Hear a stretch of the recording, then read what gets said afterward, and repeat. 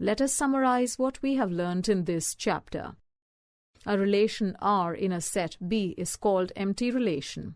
If no element of B is related to any element of B, that is, R is given as null set, being a subset of Cartesian product of B and B. A relation R in a set B is called universal relation if each element of B is related to every element of B, that is, R is equal to the Cartesian product of B and B. A relation R in a set B is said to be an equivalence relation if R is reflexive, symmetric, and transitive. A function is defined as a relationship between the values.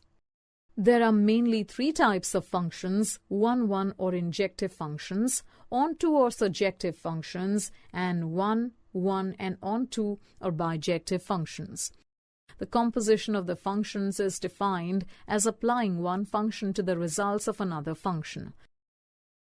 A function f in which x changes to y is invertible if and only if there exists a function h in which y changes to x such that f of g is equal to iy and g of f is equal to ix, where ix, iy are identity functions, so h is called inverse of function and is given by f inverse. A binary operation star defined on a set B is a function star in which the Cartesian product of B and B gives B.